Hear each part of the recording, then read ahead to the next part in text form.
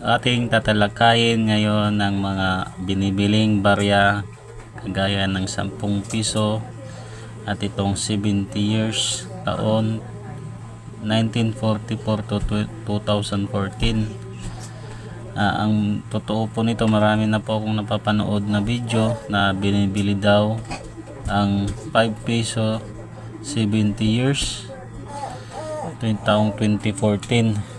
Ating alamin kung magkano nga ba ang halaga nito sa bawat isa.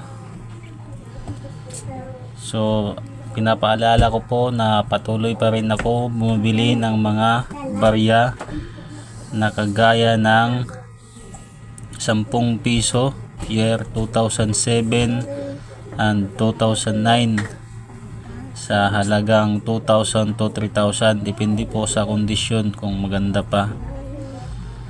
At ito naman sa mga old coins, yung mga taong 1945 pababa, ay patuloy pa rin po tayo bumibili niyan.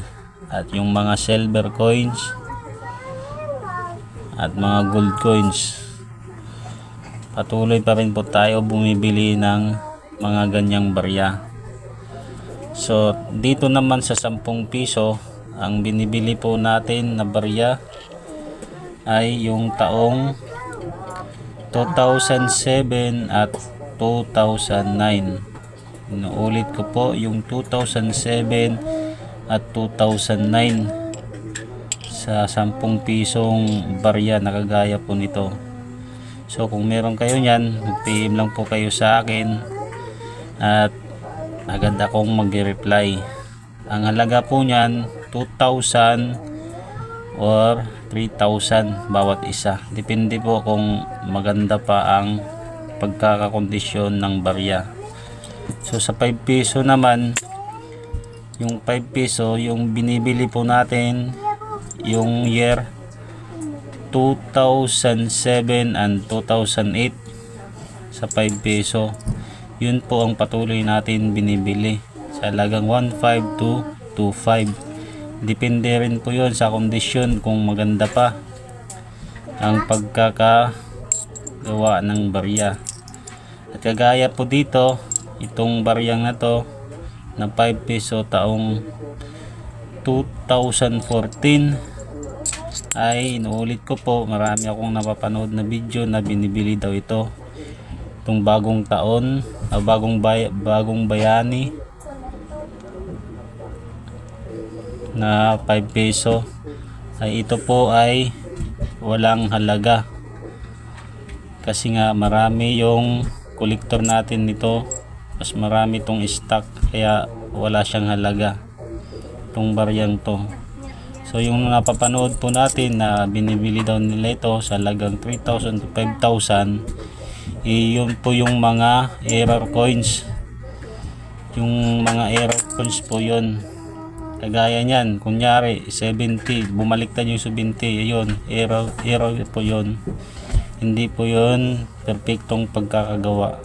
So kung meron kayong ganon, yung 5 peso, ay patuloy rin po tayo bumibili ng ganon. Yung mga error coins lang.